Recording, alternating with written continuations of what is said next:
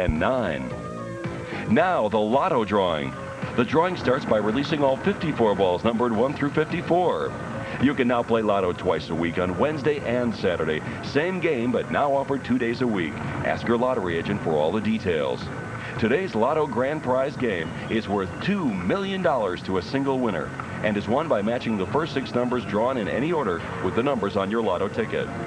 As the balls are being selected, a reminder, you can get the winning numbers by calling 1-900-407-CASH. There is a 50-cent charge for each call. And now, here are tonight's winning Lotto numbers. The first number is 54. The second number is 46. The third number is 12. The fourth number is 15. The fifth number is 21. And the sixth number is 28. So tonight's winning Lotto numbers are 54, 46, 12, 15, 21, and 28. See the Chicago Sun-Times Second Chance Lotto numbers in tomorrow's edition.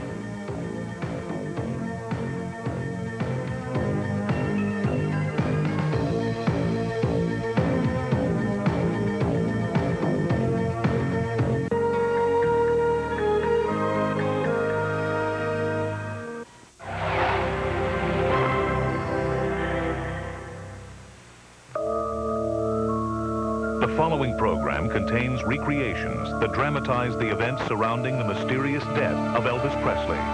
The program also contains interviews with some of the actual people involved in these events.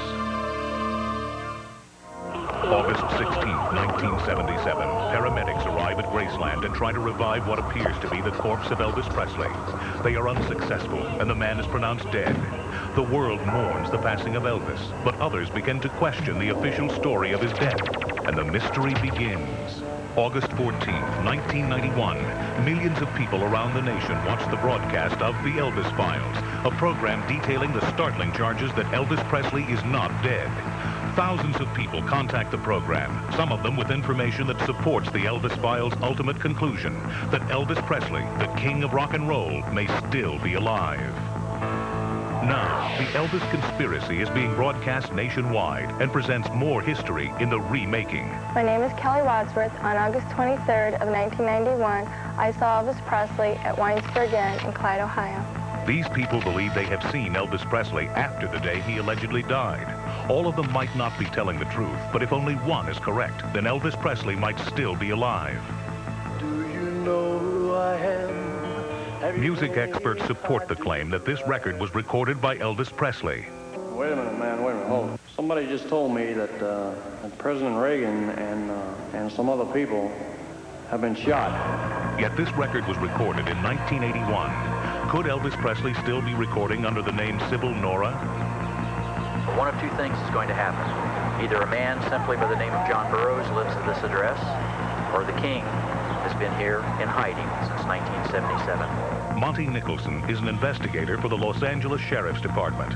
He has followed a paper trail of credit statements across the country that he believes may lead straight to Elvis Presley, and the last transaction was made in March of 1991.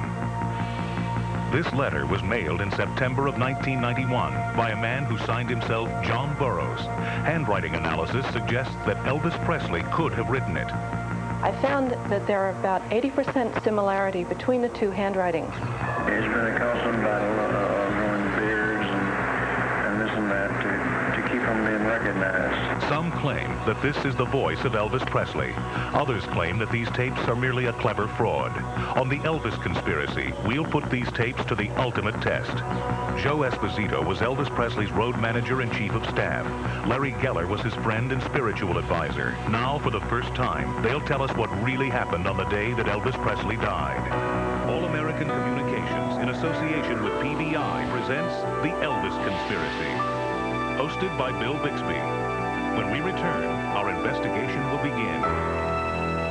Elvis Conspiracy is sponsored in part by new NyQuil Liquid Caps, the all-in-one solid plus liquid way to get complete relief.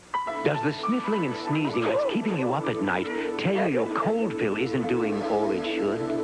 Does your coughing and sore throat give you the feeling those tiny time pills aren't so advanced?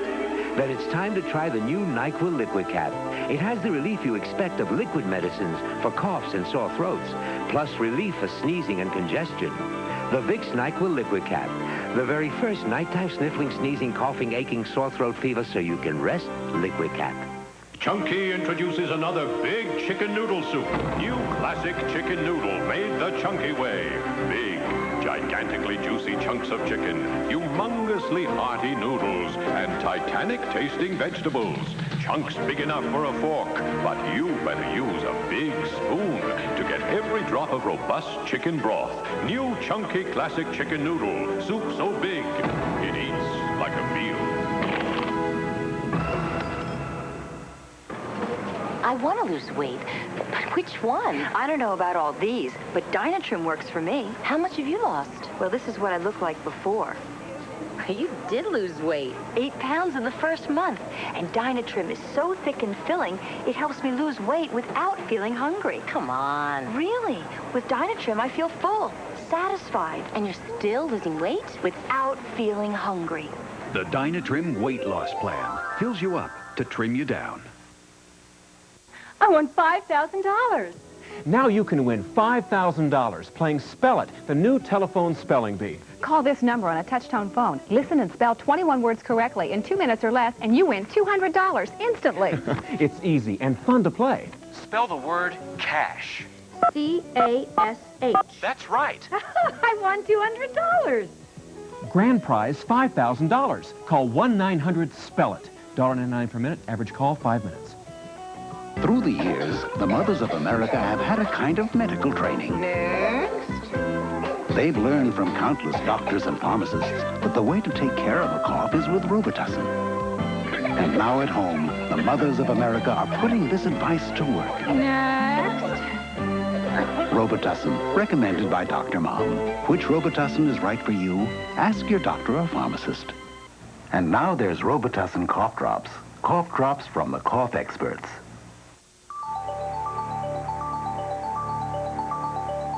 Now, from the Imperial Palace Hotel and Casino in Las Vegas and the Legends in Concert showroom, our host, Bill Bixby.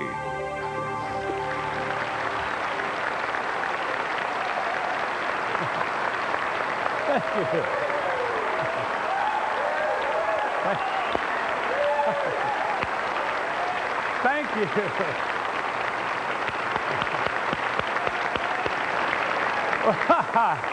Well, what can I say? Welcome, and I cannot tell you how surprised I am to be on this stage again, certainly so soon after our last program. I thought that after the broadcast of the Elvis Files last August, we had presented a pretty comprehensive picture of the mysterious events swirling around the death of Elvis Presley. But our first show seemed to raise more questions than it answered, and it seemed somehow to touch a nerve across the country. Our phone poll showed that 79% of the over 50,000 calls that we received believe that Elvis Presley could be alive. 79%. Letters by the thousands poured in from people across the country who wanted to know more about what we have now come to call the Elvis Conspiracy. And this program is our response. Once again, we're going straight to the heart of the controversy. Joining us are people who can speak to this issue, and for the next 2 hours, I plan on guiding you through a fascinating, illuminating, and occasionally shocking story that will lead us, hopefully, to an answer.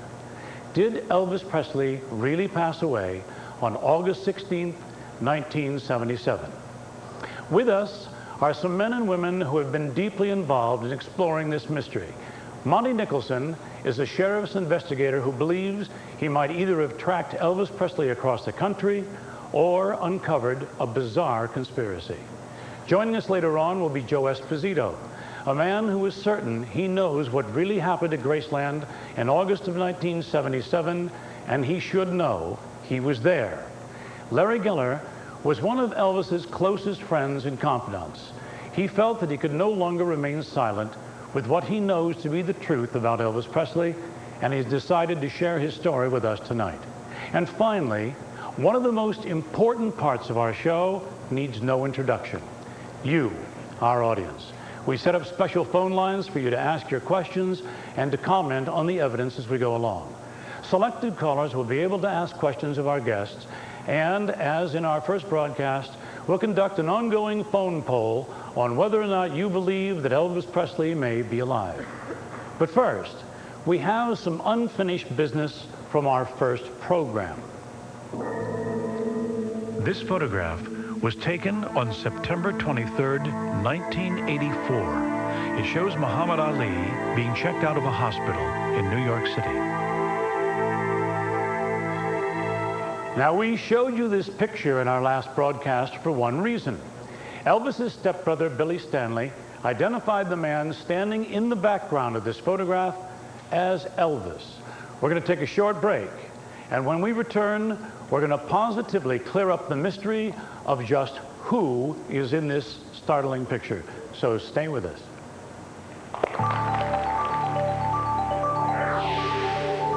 Who is John Burroughs? Coming up, dramatic evidence suggesting that Burroughs might actually be Elvis Presley. Evidence that leads to the inescapable conclusion that Elvis may still be alive.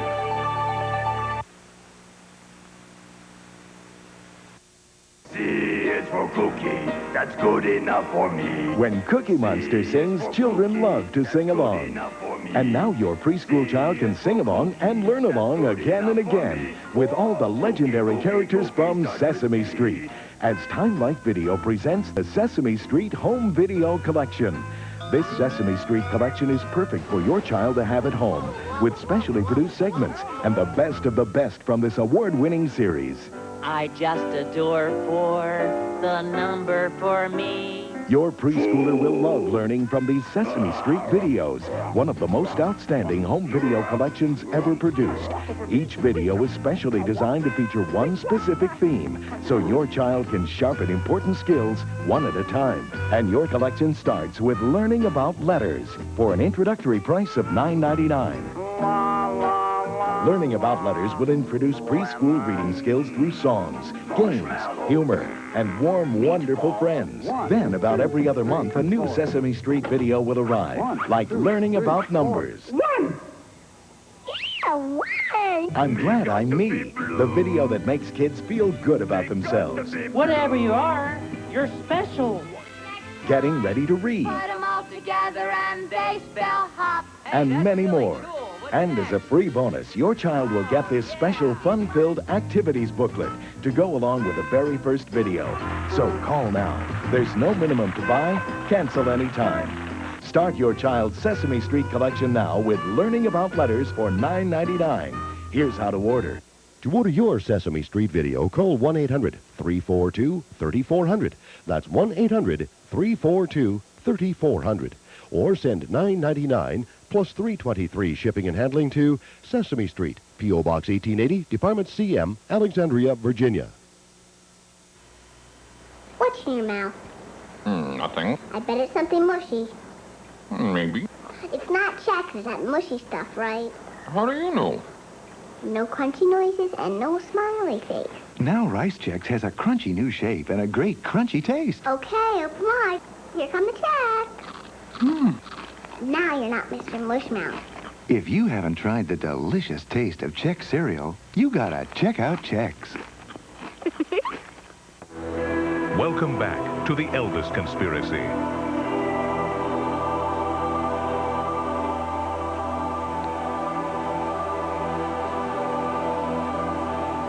Those of you who were with us on our first program know that we presented a great deal of information, and one of the most fascinating pieces of evidence we examined is this photograph, which some people believe shows Elvis Presley in the company of his longtime friend, Muhammad Ali.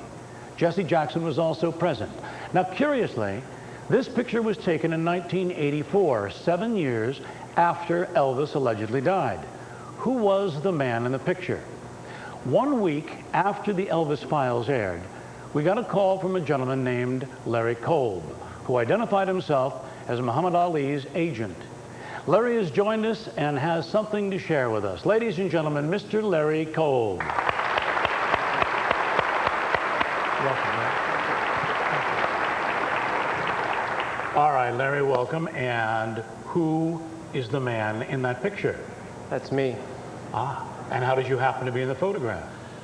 I had checked Muhammad Ali into Columbia Presbyterian Hospital in New York 2 or 3 days before that picture was taken in September 1984. I checked him in under an assumed name, He was undergoing testing for Parkinson's disease under the auspices of one of the leading specialists in the world on Parkinson's disease. Wow. And inevitably somebody leaked to the press that he was in the hospital, so within hours there were hundreds of reporters outside. And the next morning, 2-inch high headlines in the papers in New York and across America saying, Ali in fight for his life, Ali near death. Yeah. And there were fans holding candlelight vigils outside the hospital. So I went upstairs to Ali and suggested that he better go downstairs and see the people and let him know that he was okay, because he was upstairs having a good time and not really very sick at all. Oh, yeah. He loved the mystery and the controversy, though, and he didn't want to go downstairs and let the cat out of the bag. So finally, it was 6 weeks before the presidential election in 1984, and when Jesse Jackson came to visit Muhammad, I suggested the two of them should go downstairs and announce that they were going to run for president together. Yes. So they couldn't resist that, and they went downstairs and saw the people. In the elevator on the way down, I wanted to rile Ali up a little bit more, so I asked which of the two of them was going to be vice president. And what happened? How was that decision made? Muhammad put his fist up to Jesse, and the good reverend got religion and decided he should be vice president. I see a vice presidential thing there, yes. All right, but I noticed that you said it was at a New York hospital, and we have been given to understand that this photo was from Kalamazoo. The picture was definitely taken in New York. Well, we were also under the impression that Muhammad Ali had confirmed that it was Elvis in the photograph. If he did, he was certainly joking. All right. Now, our photograph was from a newspaper, but I understand that you have the color version of the original photograph. Could we show that to the audience? Sure. All right. Now, this is the color version of the original photograph, and when you look at it and see it with all of its colors and all of its fullness, yeah, it could look a little bit like Elvis, but I can see that it's really you. But now you have a black and white version, the newspaper version of the same photograph. Right. Now when you start removing some of the details in here and some of the fill and you get into the hard black and white colors, you'll notice that this takes on much more of a potential resemblance to Elvis Presley, the newspaper picture. I understand there's something written on the back, I was told. Right. When I showed the videotape of your first show to Muhammad and this picture to him, he wrote you a little poem. Muhammad wrote me a poem? Oh, a warning. A warning? Elvis was the coolest, without a doubt. If you say this chump Larry is Elvis, then I'll knock you out. To Muhammad Ali. Well,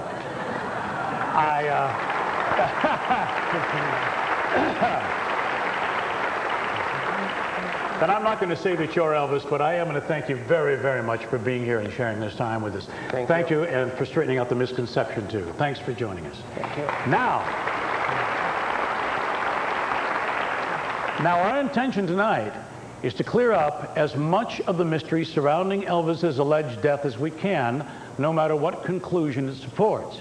Now, before we get much further, I think we should give you a recap of what we discussed on our last show. In essence, here was the possible scenario that we examined last August.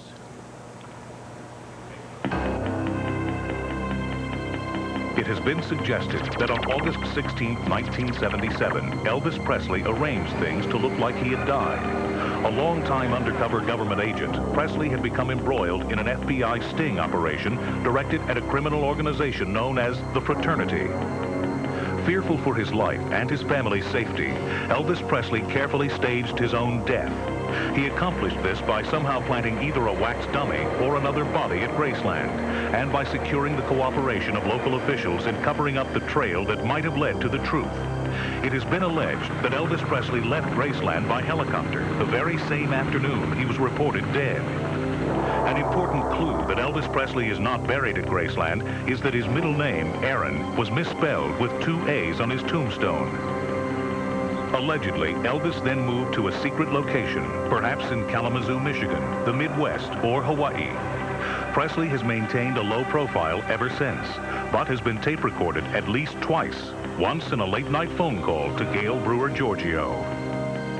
Well, maybe you'll be a grandfather one of these days. You'll definitely be out.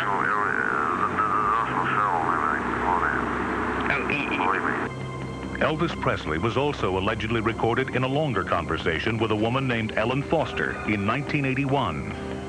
I started traveling all over the world, and it's been enjoyable, but it's been a constant battle of growing beards and this and that to keep from being recognized. Some believe and hope that Elvis Presley will soon come out of hiding and explain to the world the real circumstances of his disappearance.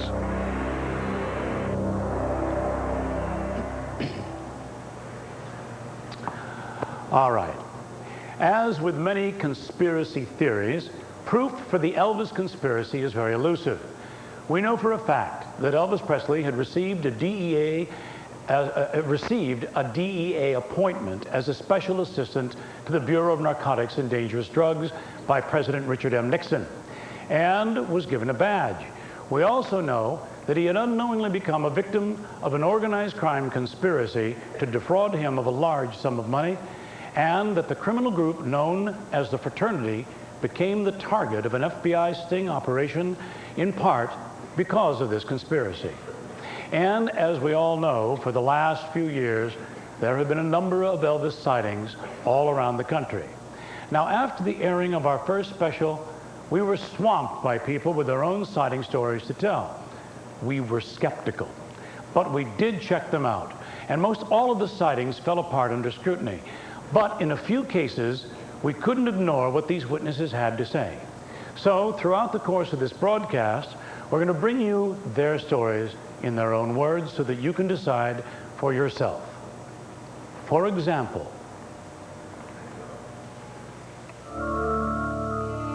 is Elvis Presley alive? Our first sighting took place in August of 1991 in Clyde, Ohio. My name is Kelly Wadsworth. On August 23rd of 1991, I saw Elvis Presley at Winesburg Inn in Clyde, Ohio. When we heard Kelly's statement, we sent investigators to Clyde, Ohio, and the location of the sighting, the Winesburg Inn. Kelly Wadsworth is certain that Elvis Presley had dinner there, and she believes that she has the photographs to prove it.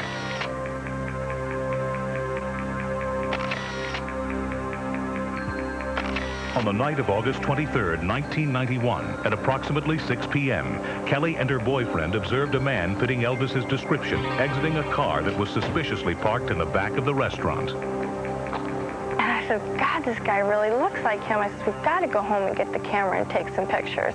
Nobody's going to believe me. A few minutes later, Kelly returned with the camera. I checked in the lobby. Nobody was there. I looked in the bar side, nobody was there, and then that's when I spotted him. He was sitting in the restaurant.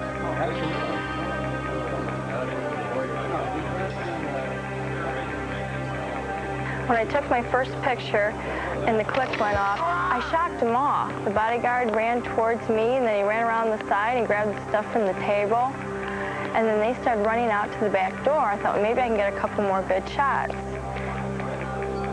What is very strange to me is if this wasn't Elvis, then why was he getting up in a hurry after I took a picture? In fact, the bodyguard even came towards me to keep me from taking another shot. I never dreamed this was going to happen. At the restaurant, we talked with hostess Chris Davidson about Kelly's sighting. Chris remembered the incident and described the mysterious man. He had dark, real dark, blackish, almost bluish hair, the long sideburns. Like he always dressed like Elvis. He had lots of rings. He was a little heavy set, a little shorter than I was.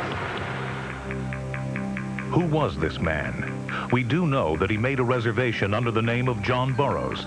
Besides that, his identity and whereabouts today is unknown.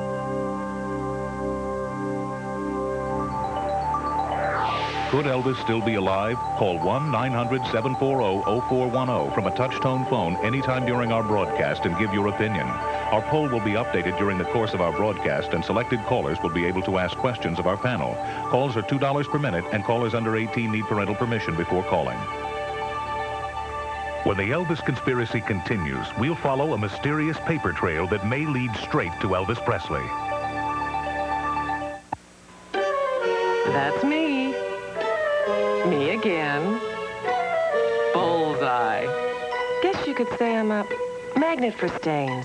And each one meant money down the drain. Until I discovered new Ultra Dash. New Ultra Dash packs an extra stain-fighting ingredient that can power out some of the toughest stains. But it doesn't cost a fortune. Maybe I ought to tell them about Dash. New Ultra Dash. It cleans a mess for less. I'll borrow my mother's earrings, her scarf, but my mother's tampons. No way! I found new Ultimates cardboard applicator tampons from Playtex. Great protection, plus a curved cardboard applicator. Ultimates. It's not your mother's tampon. Shower yourself with a new sensation. New refreshing Shield. Feel the blast. The high-energy beat of Shield's unique skin-vigorating formula. Refreshment that'll turn you around. New refreshing Shield. How can you stop a throbbing toothache? Massage your hand with ice. How do you cure poison ivy? Try oatmeal. How do I know these cures really work? Because my staff and I interviewed over 500 top U.S. doctors for this incredible book, The Doctor's Book of Home Remedies from the editors of Prevention Magazine Health Books. I'm Bill Gottlieb, editor-in-chief, and I can assure you there has never been a more complete encyclopedia of home healing techniques. Over 670 pages, 2,300 remedies. From controlling diabetes to ending diaper rash, it's all right in here. Call now for the Doctor's Book of Home Remedies. Try it absolutely free for 21 days. Then if you choose to keep it, pay in 3 easy installments of only $8.98. Plus, you'll get this Meals That Heal cookbook free. Remember, you can try the Doctor's Book of Home Remedies free for 21 days. So call now. Call 1-800-992-2100. Welcome back to the Elvis Conspiracy. A few minutes ago, we brought you the story of Kelly Wadsworth, an Ohio woman who believes that she may have seen Elvis. Last August, no matter what you believe, there was one part of Kelly's story that intrigued us, and that is this. Now, during the course of researching this broadcast, we've come across this name many times. Our next guest will share with us the results of his investigation, which makes the name John Burroughs a name to be reckoned with.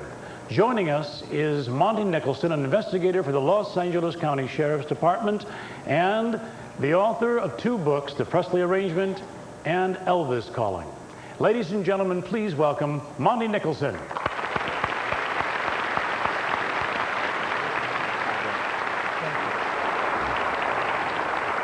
All right, now, Monty, your investigation into the controversy regarding Elvis Presley's death began as a novel, didn't it? Yeah, Bill, it really did. It was my intention from the very beginning to write novels, fiction novels, that would immortalize Elvis Presley. Of course, as I researched that information, I got caught up in this controversy. Yes. But you know, I think the most interesting thing I've seen of everything is this paper trail of John Burroughs. All right, let's share some of that investigation now. A week or 2 after the Elvis Files aired, I received a call from a gentleman with an amazing story to tell. This man was something of a computer hacker. Intrigued by our show, he tried to track down Elvis Presley's credit report. He typed in the name and found nothing. He tried again, only this time he typed in Elvis's Social Security number. Bingo! Up came some information, and next to Elvis's number was a second number. When he typed in that number, up came the name Elvis Presley. Curiously, another name also appeared, John Burroughs.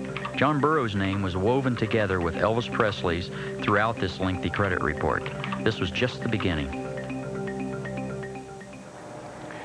Well, it appears that Elvis Presley, or someone using that name, has a very active credit history since 1977, when he supposedly died. Now, usually when a person dies, their credit history is wiped out after 7 years. Isn't that correct? That's correct. Yet it appears that someone is actively using Elvis Presley's credit history as late as March of 1991. Now, what do you mean by using? Well, someone appears to be taking Elvis Presley's Social Security number, or the number that's assigned to John Burroughs, and is using them in a series of financial transactions.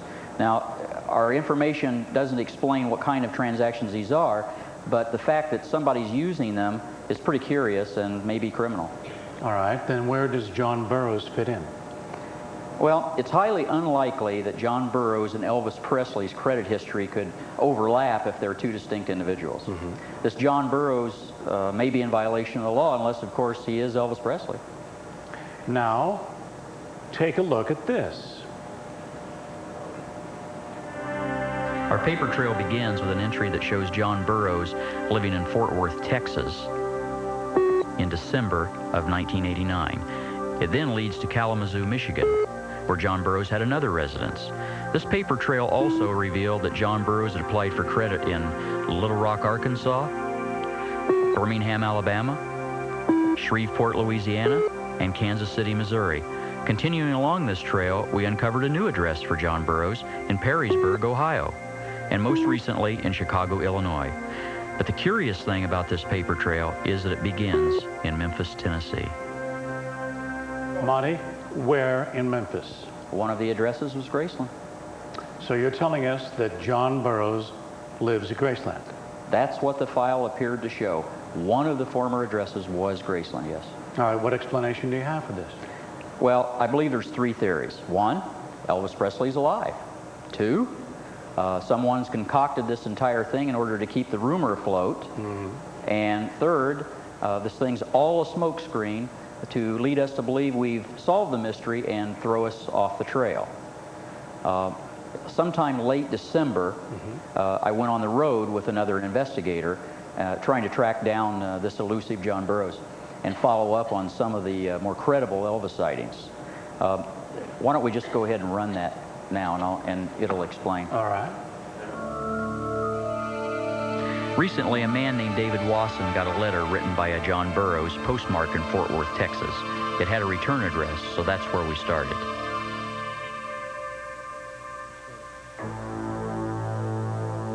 Now, this paper trail has led us to this rather obscure area in Texas. Now, we haven't gone to the house yet. That will be our next step. Understand that you are watching this as it happens. We don't know what to expect. You'll be there with us. What you've been looking at is a house that a person by the name of John Burroughs lives. I'm pretty skeptical at this point looking at the neighborhood, but one of two things is going to happen. Either a man simply by the name of John Burroughs lives at this address, or the king has been here in hiding since 1977. And you watch it and go with me now as we contact the people that live there and see what they can tell us about John Burroughs. When we went to the house, it was empty, but we met a woman who spoke to us on the condition that we not show her face. She told us some intriguing things about John Burroughs. John is a businessman? Yeah. I thought you said he was an entertainer. Well, he is, but I mean, he's got a lot of businesses or something. I don't know. He's got money, I guess. Well, now let me ask you this question.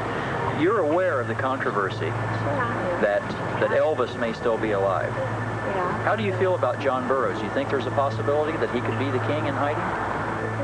No, Or you don't want to talk about it? I can't. You can't talk about it. What's he look like? He does look like Elvis, huh? How old a man is he, would you say? I don't know. He's supposed to be 50. John Burroughs, from what you've told me, you don't have any pictures of him. As soon as he found that someone was looking into his identity, he's moved. By your statements, he's in hiding, that he doesn't want to be found, he doesn't want to be interviewed. And really, basically, you're saying that there's not a lot that you can talk about. The last thing the woman told us was that Burroughs had recently moved to Perrysburg, Ohio.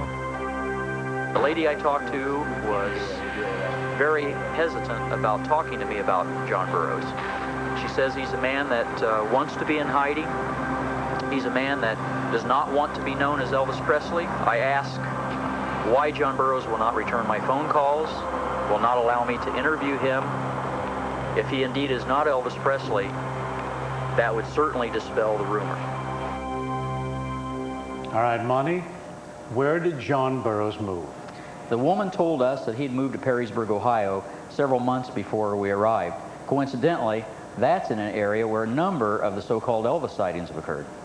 All right, where does this paper trail finally end up?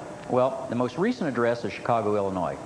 We ran an address update from the existing paper trail, and that report came back with an additional name and new address. The address was in Chicago, and the name, curiously, was Presley. Well, when we return, we're going to explore the origins of the mysterious Mr. John Burroughs and try to give him a personal call. So stay with us.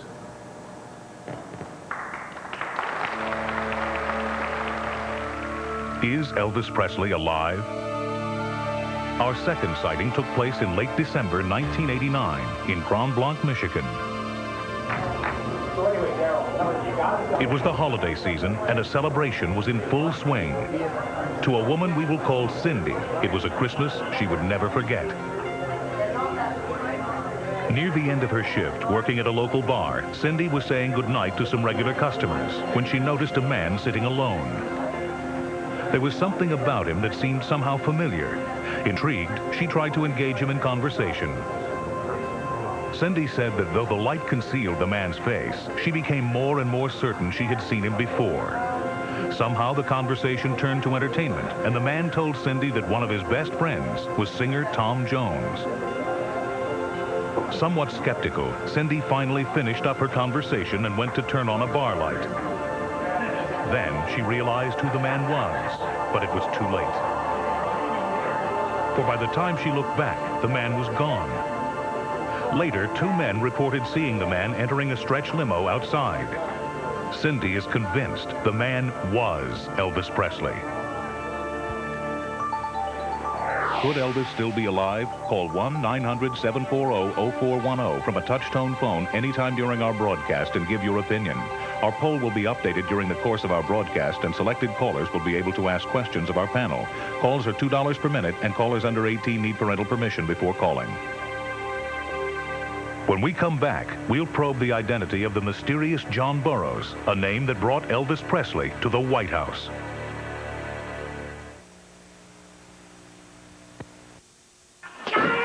Jane, you ignorant slut.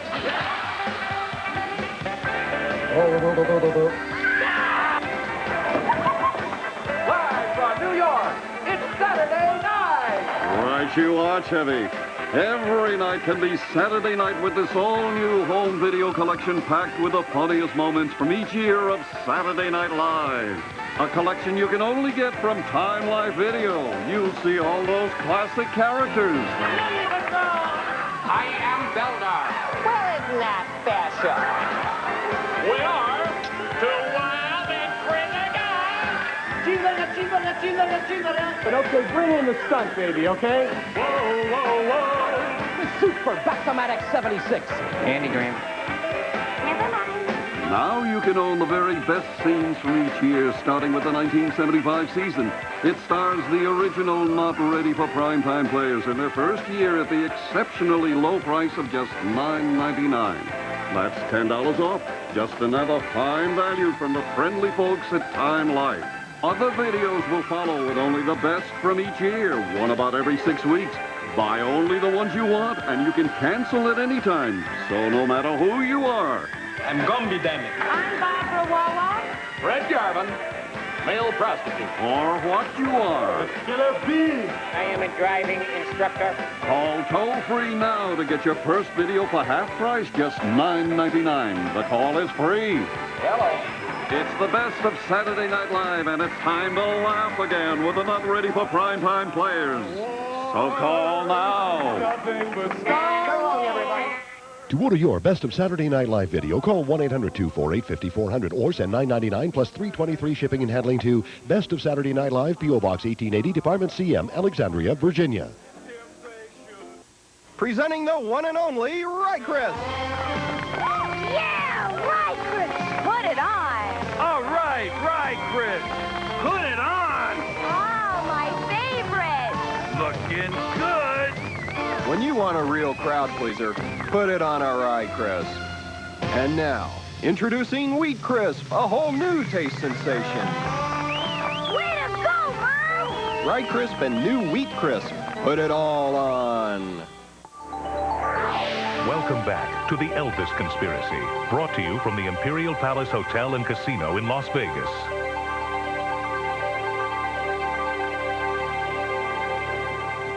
Just who is John Burroughs? There are many clues and theories. The name John Burroughs first appeared on a letter Elvis Presley wrote to President Richard Nixon in 1970. Presley told the president that he was using the name John Burroughs as a pseudonym in order to avoid public scrutiny. Then, 7 years after Elvis Presley supposedly died, John Burroughs' name suddenly reappears.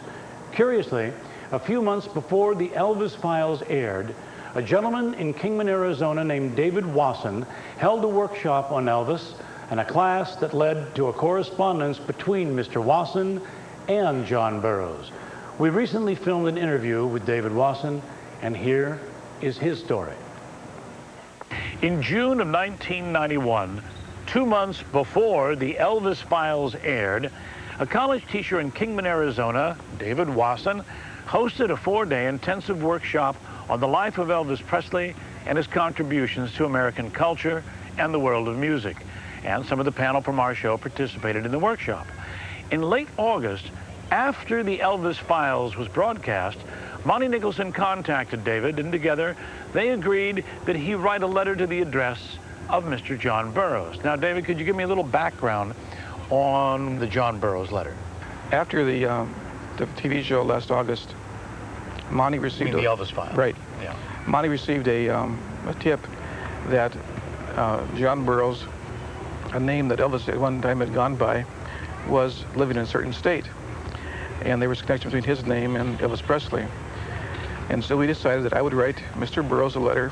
Now, John Burroughs responded to your letter. Yes, he did. What did he write? I have a copy right here.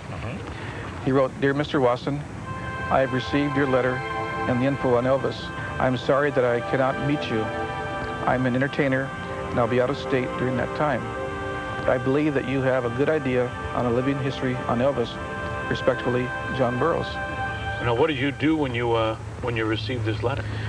First thing I did, I grabbed my history books and looked up some samples of Elvis' handwriting, and I was quite impressed. This was very, very close. Yes, so am I. Well, what's your opinion now? Either there's someone out there who really has a lot of fun pretending he's Elvis Presley, has mastered the handwriting very well, or Elvis was very nice to send me a letter. Nice to send you a letter and then evaporate. Right. A lot of disappearances going on. Very few people get letters from Elvis today, so I'm really feel privileged. But an awful lot of people see him, don't they? They sure do. Thank you. Thank you, sir. Now, when I saw the Wasson letter for the first time, my first thought was, yes, that looks like Elvis Presley's handwriting. But the letter could easily have been traced from the authenticated Elvis Presley letter to President Nixon.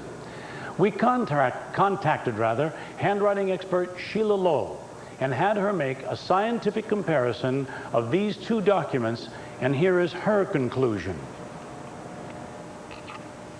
In my capacity as a question document examiner qualified by the California court systems, I was asked to compare a handwriting of Elvis Presley in a letter that he wrote to President Richard Nixon with a letter that contains the name John Burroughs. And during my examination, I compared the two samples of handwriting for the stroke quality, the writing impulse, degree of slant, and many other facets of handwriting. I also made overhead transparency so that I could make a direct comparison of the writing style. This is the letter to Richard Nixon. I'm going to show you the letter from John Burroughs, and notice the word dear, Mr., as I overlay this on top. And you see how they match almost exactly. Both words, dear and Mr. Also the word John Burroughs, which this letter was signed John Burroughs, was in this letter to Richard Nixon. And as I overlay this, you'll see that these two are very, very similar. They have a space from the B to the rest of the word. The word John is written all in one impulse. The spacing between the two words is the same. And there are many, many similarities. The syntax in the two letters is also similar. Many of the same phrases and words were used. So what I did was to take the words that were the same in both letters and cut them out and paste them on a paper. And here they are for comparison. On this transparency, each of the top lines is the handwriting of Elvis, And the second line is the writing that was in the John Burroughs letter. The next thing that I did in my comparison was to prepare a psychogram chart on both handwritings. And the psychogram is a scientific instrument that was devised in the 1930s by a Dr. Clara Roman, who was a Hungarian psychiatrist. Here's the psychogram of Elvis Presley. And this is prepared by measuring over 40 different indicators in the handwriting. This is the psychogram of John Burroughs. And you'll see, as I lay one over the top of the other, that they are, again, almost identical. Having done this comparison, checking the slant, the size, the writing impulse, the stroke quality, and all of these other factors, I found that there are about 80% similarity between the two handwritings. But there's a 20% difference that is extremely important. And one of those differences is that in Elvis's writing, he consistently has what is called flame-shaped loops, which would be a loop that's pointed on the top, a feature that's missing in the John Burroughs letter. So in my professional opinion, having considered all these factors, I believe that the two handwritings were done by two different people. If Elvis Presley didn't write this letter, then who did? Now, before we went to Fort Worth, Monty Nicholson called the phone number that he had managed to get for John Burroughs. All right, Monty, what happened when you called it? Well, I spoke to a man at the Burroughs residence. His name was Ron. He identified himself as a house guest. He gave a description of John Burroughs, which matched Elvis Presley's. This conversation took place on August 18th, 1991, by the way, and John Burroughs was seen at the Winesburg Inn on August 23rd, just 5 days later. When we visited the address later, neither Ron nor John Burroughs were home. Oh, well. Monty has spoken with people at John Burroughs' Fort Worth address on several occasions, and now we are going to call again. Monty, if you'd like to come over here. Hopefully we will disguise this tone so that we do not expose the telephone number nationally.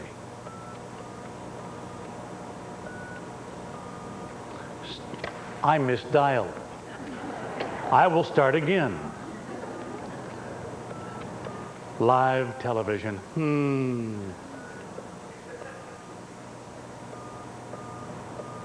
I know this one is right.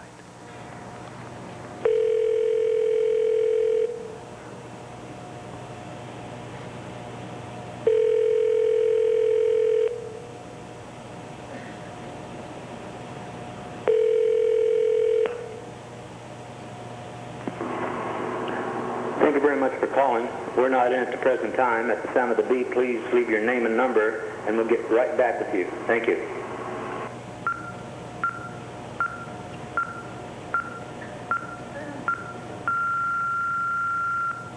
Hi, this is a message for John Burroughs from Monty Nicholson. We are live on television. If you would like to comment on the Elvis Conspiracy, please give us a call at 1-900-740-0401. Thank you. Thank you, Monty. Well, all right, since we're in the phone calls, we would like to take some from you at home. All right? Our first call, we have Tom from Philadelphia. Hello, Tom. Is it possible that Elvis Presley is actually disguised as Howard Stern? As Howard Stern? That's 2 shows in a row you're trying to get publicity for yourself, so we'll move to the next caller. Thank you. May we have a call from Dave in St. Louis. Hello, Dave. Steve in D.C. on Q106.5 had mentioned one time that Joe Esposito, and I'd like your opinion on this, was paid off handsomely as were, I think, a couple other people, the nurse that actually saw Elvis the night he was brought in, and one other person that escapes my memory. I'd like your opinion on that. Do you know anything of this? We've investigated a lot of those types of preposterous allegations, and there's really no merit to those allegations at all. All right. Charlie from Massachusetts. Hello, Charlie. Hello, Bill. Hi. First of all, I'd like to wish you a happy birthday. Thank you very much. And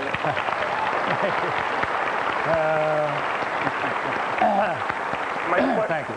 My question is this. Yes. The name that Elvis supposedly recorded under, that was supposed to be his name backwards, Has anything been released under that name, and what was the name again? I don't know that anything was released under that. We are going to deal with this issue later. Do you have any information with regard to that? There was nothing released that I'm aware of, but we are going to give information later on. So perhaps you could call back, or maybe it will, expose itself as we pursue this show. Now, throughout this program, we've tried to document all of the curious events that we discussed in our last broadcast. In the Elvis Files, we brought you the story of Kelly Burgess, a Detroit woman who claimed to have seen Elvis Presley in a Kalamazoo office building. Kelly Burgess has since passed away, but she was not alone that day, and we have managed to find the person with whom she shared this unsettling experience. When we come back, Jason Woolbright, Kelly's son, will tell us his first-hand version of the story, so stay with us.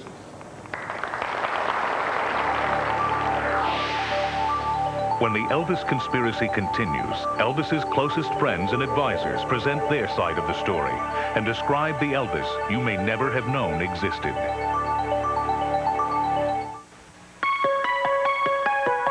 Jergens just revolutionized its dry skin lotion from the inside out. Something this extraordinary won't stay bottled up for long. Reese's Crunchy Peanut Butter Cups have 3 times more peanuts. Have we gone too far? Not if you like peanuts. Reese's Crunchy Peanut Butter Cups, 3 times crunchier. The BBC, Turner Broadcasting, and Time Life Video dare you to take a walk on the wild side with Trials of Life. The gripping, award-winning nature video series that exposes the struggle to survive through uncensored, shocking photography. Join acclaimed naturalist David Attenborough for a close encounter with raw nature. See the thrill of the hunt and the strategy of the kill, the relentless drive to continue the bloodline, and the miracle of birth. Call now and receive Hunting and Escaping for $9.99 and see why the law of the jungle is kill or be killed. If it captures your interest, you can get other videos about every other month. Each tape explores the harsh realities of survival in the animal world. Take a walk on the wild side with Trials of Life. Call now to order Hunting and Escaping and find out why we call them animals. To order your Trials of Life, call 1-800-432-8800 or send $9.99 plus $3.23 shipping and handling to the address on your screen. With this ripe tomato, I'm going to show you how the new Aquafresh Flex Brush helps take care of your gums and your teeth. It has a flexible neck, so no matter how you brush, you can see it's gentle on your gums. New Aquafresh Flex for gentle dental care. Got great curves? Great curves deserve 18-hour. Playtex 18-hour bra. Supports full figures more beautifully. Comfortably. Great curves deserve The 18-hour bra. from Playtex, the fit that makes the fashion. Start healing your dry skin from the inside out. Introducking Jergens Advanced Therapy Lotions. New Jergens goes beyond surface healing to actually heal dry skin from the inside out. Jergens penetrates to attract your body's inner moisture, healing your skin from the inside so it stays healthier looking outside. Heal your dry skin from the inside out with new Jergens Advanced Therapy Lotions. Welcome back to the Elvis Conspiracy.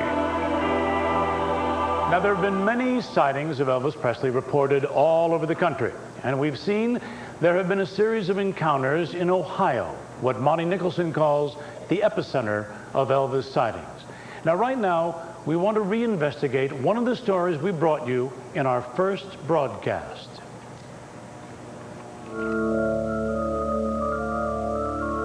Is Elvis Presley alive?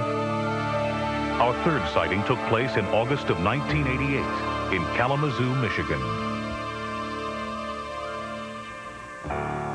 Kelly Burgess was intrigued with reports of Elvis sightings in Kalamazoo, Michigan, and in the summer of 1988 decided to investigate firsthand. Tipped off that John Burroughs, the mysterious owner of a local office building, resembled Elvis Presley, Kelly decided to go to the building and see for herself. Kelly has since passed away, but on a talk show, she described what she saw. I went into the offices. I went into 4 offices asking for Elvis Presley or John Burroughs. They all looked at me quite incredible. I mean, these business people, and I'm asking for Elvis Presley. Kelly continued to check out the building until she was intercepted by security personnel and ushered into an office. And there, Kelly believes that she saw Elvis Presley. I turned around and I looked directly into his eyes. He had on gold-rimmed glasses, a very modified version of what he used to wear. And they were with a slight tint to him. But I looked in his eyes. I mean, he had the Elvis Presley expression in his eyes, which I think most people that knew him are familiar with.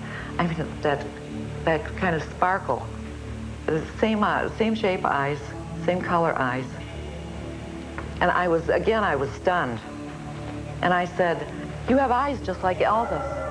I said, "Are you a relative?" He said, "Nope." Then, after he listened to my questions, just stood there kind of with a very pleasant look on his face, kind of half smiling at times. And just before I walked away, he said, "Yeah, but it's against the law to hoax your death." Now, as intriguing as Kelly's story was, we needed more verification. In order to find her son, we had to hire a private investigator, and it took time. But as you can see, we finally found Mr. Woolbright. Please welcome Jason Woolbright. Thank you, Jason. Yep, thank you. Good to have you. All right, now, Jason, did you see our first broadcast? Yes, I did. Well, I can't help but notice that in the recreation we excluded you, and I assume that was our mistake. Yes, it was. I knew that. But in lieu of that, how close was our depiction? It was very, very similar to the real thing. All right, in your own words, please, would you just tell us what happened that day? Sure. My mother had heard some information about Elvis being sighted in Kalamazoo. Yeah. And so the two of us decided to go down there and try to find out if there was any truth to that rumor. When we went there, we went to a local restaurant where we had heard that Elvis had been reported sighted there. Mm-hmm. And while we were there, one of the patrons had made a suggestion that Elvis Presley had been sighted at a renovated office building. So they suggested that you go there, is that the idea? Correct. And what happened? When we went there, my mother went inside the office building and started to talk to a few of the tenants. Mm-hmm. And while we were talking to one of the tenants, this man entered the room and then demanded that we leave the tenants alone and that he escorted us outside. All right. Do you think that you saw, at that time, Elvis Presley? I really can't say for certain. What did the man look like? He had glasses on with grayish hair and a beard, and he was wearing some jean overalls. All right. Now tell us, how did it all end? All right. During the questioning, my mother was asking him some real serious questions concerning the Elvis Presley death. And he was starting to become real rude with answering the questions by just nodding his head or just saying yes or no. Mm-hmm. And then after that, my mother just walked out of the building. And that was the end of that? That was it. What as intriguing as this sighting was, there are only memories to authenticate it, but there have been other alleged encounters with Elvis Presley that have been documented, phone calls, sightings, and even a recording session, and we'll tell you all about it when we return. But first, let's check our public opinion poll. And remember, in our last show, 79% of those people polled believe that Elvis Presley could be alive. Now let's see if that percentage has changed over the past few months. How many of our callers tonight think that Elvis Presley could be alive? Whoa. All right, so far unchanged. We'll be back in a moment.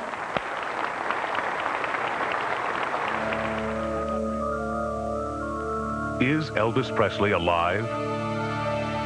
Our fourth sighting took place in June of 1989 near Birmingham, Alabama. My name is Carol Sheehan. On June 6, 1989, I saw Elvis Presley on a farm in Blount County, Alabama.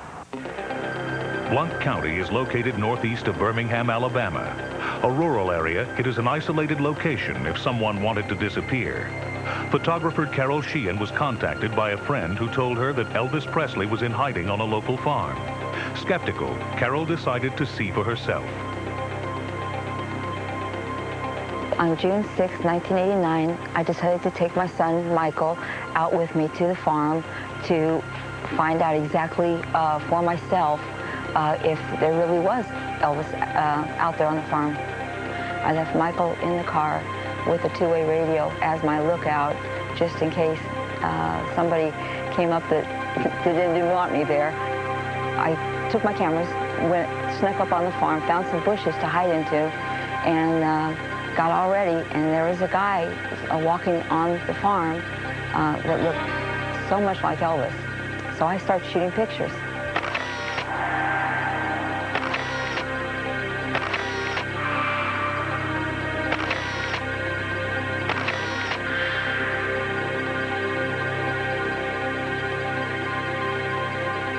A guy pulled up in a car to talk with him for a while. I managed to get one shot of that. Then Elvis turned and started to walk towards my area, and I panicked, and I got back in my car and took off. When I got back home, I had my pictures developed. I was more or less pleased with what I had. A check of local property records found no Elvis Presley or John Burroughs residing in the area. The only validation for Carol's story are these photographs. To some, they are enough. Could Elvis still be alive? Call 1-900-740-0410 from a touch-tone phone anytime during our broadcast and give your opinion.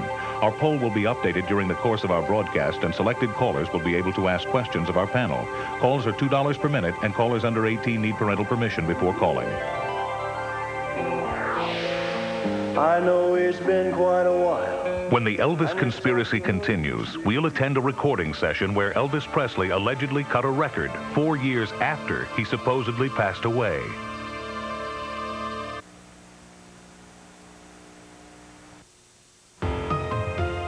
I just barely make it around now, you know, and I got the place I needed some help, period. Giving to the United Way is a way for anyone at any time to help. Please support the United Way. This woman married a star, and one day she looked down and saw her people and got lonesome. So he sent her back with her baby, saying, if you ever wrongly treat this child, it will turn back into a star. And that woman's sister tried to make the baby behave. She raised her hand and it disappeared. That's why traditional Blackfeet never mistreated their children. No way. Help preserve the traditional American Indian cultures by supporting the 26 tribal colleges. Catch the spirit! Catch the spirit! To help celebrate the 1992 Olympic Winter Games, the Illinois Lottery introduces Winning Spirit. Catch the spirit!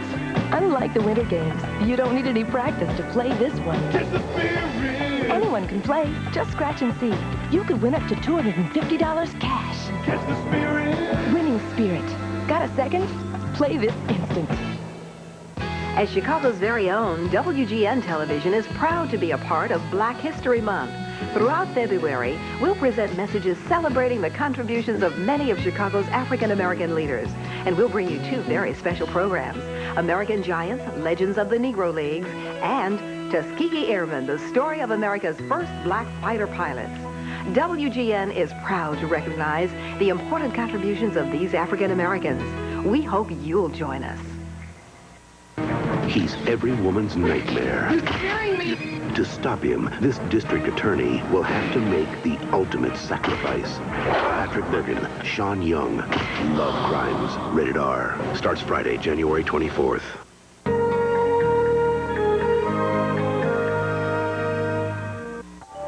Welcome back to the Elvis Conspiracy, brought to you from the Imperial Palace Hotel and Casino in Las Vegas. Do you know who I am?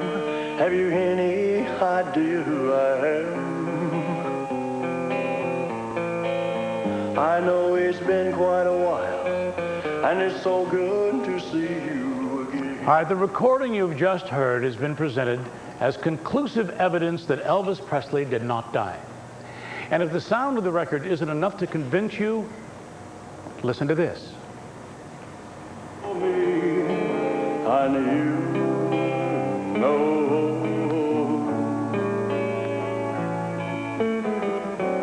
Wait a minute, man, wait a minute, hold on, wait a minute. Somebody just told me that,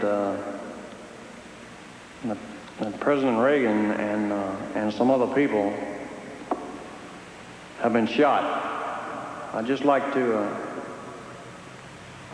say that I hope they're not hurt badly. Yes, there was an attempt made on President Reagan's life in March of 1981, 4 years after the alleged death of Elvis Presley. Now, some claim that this recording is proof that Elvis is alive, and the name of the singer is held up as further evidence. Civil Nora, which is Elvis Aaron spelled backwards. Civil first appeared in 1981 and went way out of his way to maintain a low profile. A gentleman of the name by Stephen Chances was in contact with Civil Nora, and in 1981, responding to fan club pressure, Chances released a home video where the mysterious Civil actually appears and even sings. We have obtained a copy of this videotape. Now, in order to protect Mr. Chance's privacy, we've obscured his face. Now, let's watch it. You can't please everybody all the time, and if it makes people happy to hear my voice and to know I'm living, then that makes me happy. I try to get a singing tune.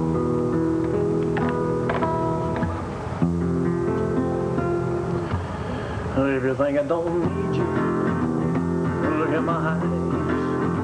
Baby, these ain't raindrops falling out of the skies. I seen that you've been gone. I sing the same old song. If you think I don't need you, baby, you're wrong. If you think I don't love you, baby, what can I do? To prove to you, baby, my love is true. Since you've been gone, I sing the same old song. All right, I am curious, after watching that tape, how many of you in the audience believe that Civil is really Elvis? May I see a show of hands, please? All right, interesting. Now, let's get back to the recording we heard earlier where Civil stops the song and says that somebody just told him that President Reagan has been shot. I mean, it's just too convenient. Let's assume for a moment that Civil is a hoax. Someone is trying to convince people that it really is Elvis Presley. Blurting out a reference about President Reagan is a pretty obvious way to imply Elvis is still alive. Still, there is little doubt, at least to the human ear, Civil Nora sounds very much like Elvis Presley. But there is a way that we might be able to determine whether or not Elvis is making these tapes. Now first, let's listen to this. Dear Mr. President, first I'd like to introduce myself. I'm Elvis Presley. I admire you and have great respect for your office. I'm staying at the Washington Hotel. I'm resident of the name of John Burroughs. I will be here as long as it takes to get the credentials of a federal agent. Respectfully, Elvis Presley. All right, did it fool you? Well, Johnny Hara would fool just about anybody, but he would be hard-pressed to fool a voice print. So he decided to run a voice print test on the 1981 mystery tape. But before we show you the results of that test, I'd like to introduce you to our Elvis impersonator, Mr. Johnny Hara, please.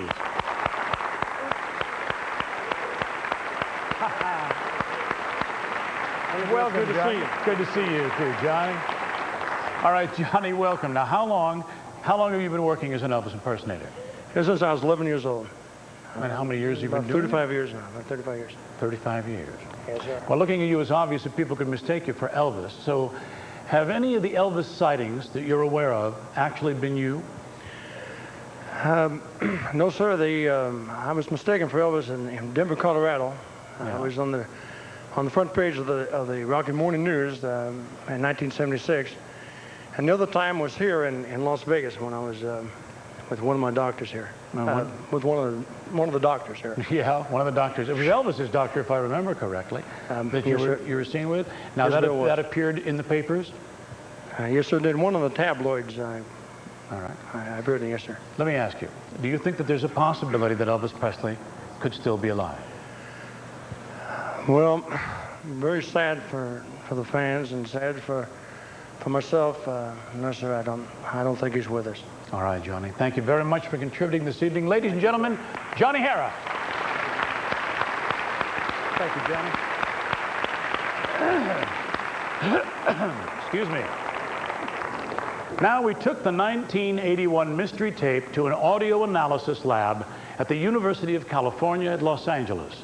We also gave the analyst, Dr. Peter Ladefoge, a known example of Elvis Presley's voice recorded at a press conference in 1970.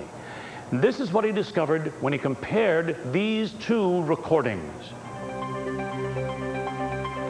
Well, the first step in comparing two voices is to get tape recordings of a known and an unknown voice. Here's a tape recording of the known voice of Elvis Presley, taken from a press conference, and here are all the question tapes that we've been worrying about as to whether they are real or not. I want to go through them and find words that are the same on both. So I'm going to start with the Elvis Presley tape, put that Elvis Presley tape in, and we can play that back and you'll hear part of this press conference. This is fantastic. You see, country music was always a part of... There was Elvis saying, you see, country music is always a part of, and it's the word always I'm particularly interested in. I happen to have got the word always as said by the unknown speaker, also recorded. And in fact, I cut out those two pieces of always from the two speakers and put them onto a computer. And now let's play them back from the computer. First, the always out of that piece you've just heard, and immediately following it, the always from the mystery tape. There we go. Elvis, and then the mystery tape. And as you can see, they're forming patterns on the screen. And it's those patterns that I want to be able to examine. Here are the words always as said by Elvis Presley, the known voice, and here is an always from one of the tapes which might or might not be Elvis Presley. You can see that there's a great deal of similarity. The patterns are the same in some senses here and there. This word is a bit more drawled out and a bit longer. But to me, there are noticeable differences. Typically, the higher up pieces up here in the unknown voice don't match those of the known voice of Elvis Presley. There are also small differences in the way in which the curvature of these bars showing the frequencies in his voice change from the real voice to the unknown voice, and they're all in slightly different positions. When I consider these tapes, I don't think any of them are Elvis Presley. If we think about that voice on the mystery tape, that doesn't seem to be Elvis Presley, almost certainly. So all in all these voices strike me as very unlikely to be Elvis Presley. If Elvis Presley did not make this recording, then who did, and why? Dr. Ladefoge believes, based on his scientific analysis, the voice of the 1981 mystery tape is not that of Elvis Presley. Science can also help us in another part of our investigation. When we come back, we're going to see for ourselves what Elvis Presley might look like today, a description that bears an uncanny resemblance to the mysterious John Burroughs. So hang in there. When we come back, the Elvis conspiracy is finally revealed. Could John Burroughs really be Elvis Presley?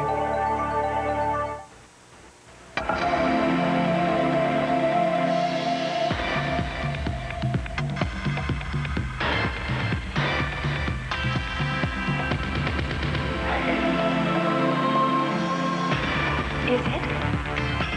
Yeah, right. Finish that. Maybe she's born with it. Maybe it's Maybelline. My mother would have a fit if she thought I wasn't using a detergent and a fabric softener for my dirtiest clothes. But why mess with these things when Ultra Bold does the job of both? It's the only concentrated detergent and softener in one. See? Super clean and super soft. With Ultra Bold, I don't need a detergent and a softener. I just keep them around in case Mom drops by, which is always right about... Ultra Bold. Clean, soft, and simple. Mom, what a surprise. An afternoon of playing grandparent can take quite a lot out of you. Magnesium, for example, vitamin B6, vitamin C, and valuable potassium. As nature would have it, replacing all of them is as simple as eating one Chiquita banana. In the case of twins, however, you might want to try 2. Chiquita, quite possibly the world's perfect food. Who wants tried it? I do. I do. Love the taste? I do. I do. Cinnamon, fresh mint. I do. I do. I do. Sugar-free Trident. The one gum more dentists recommend actually tastes great, too. Who wants tried it? I do. Who? She does. Who wants tried it? We do. I do. Good for your teeth, great taste, too. Who wants tried it? I do. I'll borrow my mother's earrings, her scarf, but my mother's tampons. No way! I found new Ultimates, cardboard applicator tampons from Playtex. Great protection, plus a curved cardboard applicator. Ultimates. It's not your mother's tampon. I won't wear anything without Cross Your Heart, because Cross Your Heart has crisscross shaping, so I always look better, whatever I wear. Playtex Cross Your Heart Bra. Don't wear anything without Cross Your Heart. From Playtex. The fit that makes the fashion. Welcome back to the Elvis Conspiracy. Now, we have met people who are convinced that they did see Elvis Presley. If Elvis were alive today, he would be 57 years old. What would he look like? We decided to find out. We contacted Eugene O'Donnell, a graphic computer specialist who works for the FBI. Mr. O'Donnell helped develop a computer program that can take the common characteristics of aging and superimpose that process on existing features. He agreed to help us, and we supplied him with a photograph of Elvis as a young man. It took Mr. O'Donnell 16 hours of computer time to come up with the following composite. In this case, O'Donnell took a photograph of Elvis Presley as a young man and slowly aged him to the 57 years he would be today. Now, obviously, this enhancement doesn't take into account weight or surgical alteration, but O'Donnell's computer program can also anticipate hairstyles. For example, if Elvis Presley did indeed grow a beard, this is what he might look like. This is as close to a picture of the 57-year-old Elvis Presley as it is possible to get with computer enhancement. Now, throughout the program, we've been bringing you first-hand stories of Elvis sightings, and along with that, we've also described the mysterious events centering on a man known as John Burroughs. In a few minutes, we're going to take your phone calls, but first, let's take a look at our electronic map. So far, we have shown you 4 different sightings of a man resembling Elvis Presley. One was in Clyde, Ohio, at the Winesburg Inn. One was on a farm in Blount County, Alabama.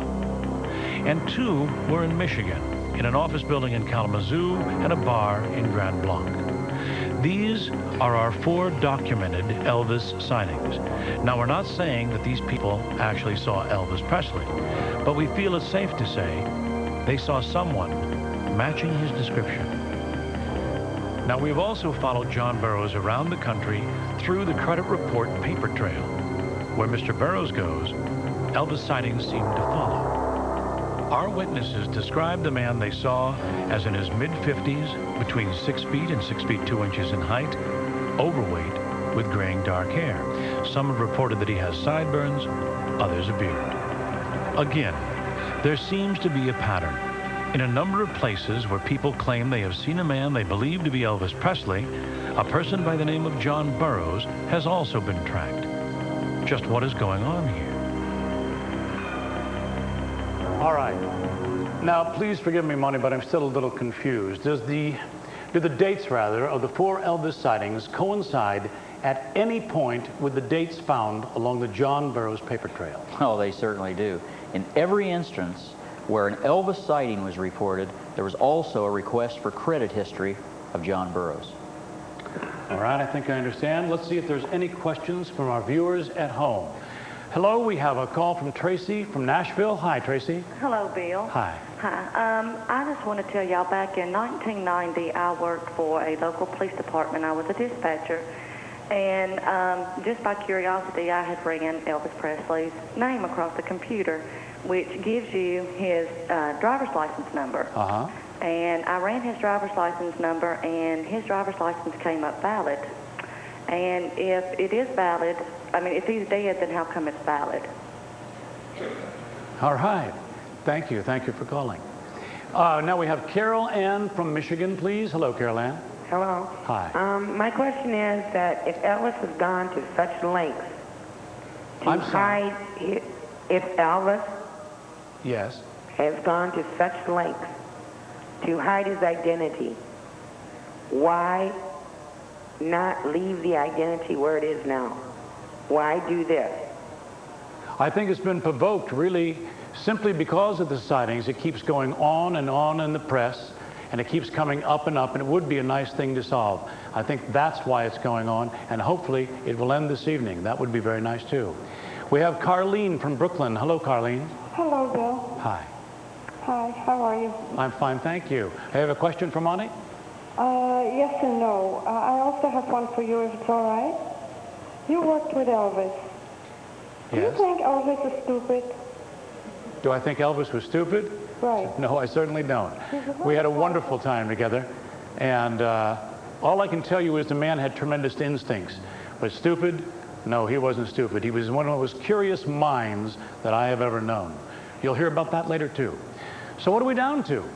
That Elvis is alive and being seen all around the Midwest, or that Elvis is dead and someone is staging these sightings to perpetuate a hoax for their own personal benefit?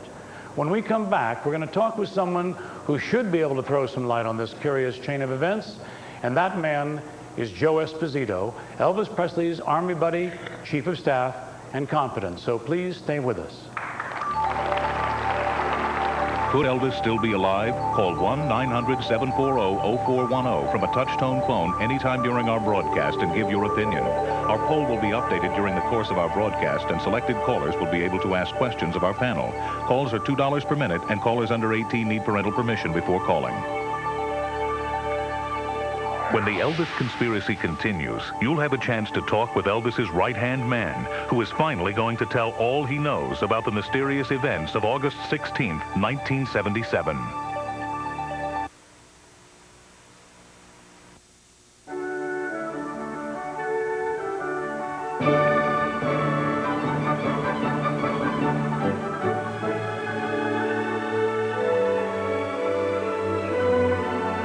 The music you love is part of your life.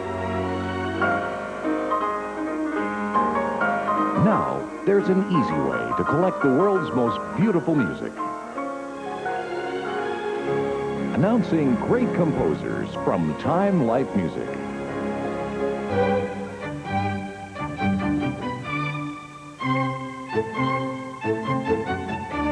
Start with the greatest music of Mozart.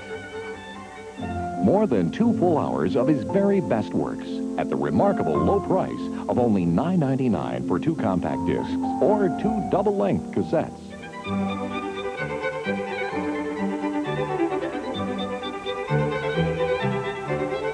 Great Composers brings you the most memorable music of Bach, Beethoven, Tchaikovsky, Chopin.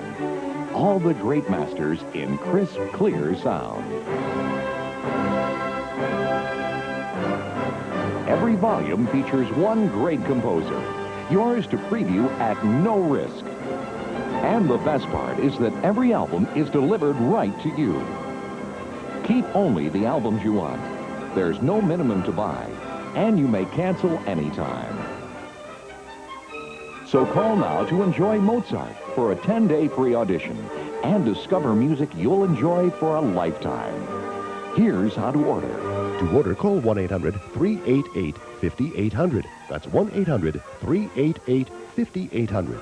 Or send just $9.99 for 2 cassettes or 2 compact discs, plus $3.50 shipping and handling to Mozart, P.O. Box 1880, Department CM, Alexandria, Virginia. What's in your mouth? Nothing. I bet it's something mushy. Maybe. It's not Checkers, that mushy stuff, right? How do you know? No crunchy noises and no smiley face. Now Rice Chex has a crunchy new shape and a great crunchy taste. Okay, open wide. Here come the checks. Now you're not Mr. Mushmouth. If you haven't tried the delicious taste of Chex cereal, you gotta check out Chex. Welcome back to the Elvis Conspiracy, brought to you from the Imperial Palace Hotel and Casino in Las Vegas. Now, before we meet our next guest, let's update our phone poll. How many of our United States callers believe that Elvis Presley could be alive? 75-25. All right, very interesting. Joining us now is a man who should know more about Elvis Presley's state of mind in August of 1977 than anyone else. Joe Esposito. Joe.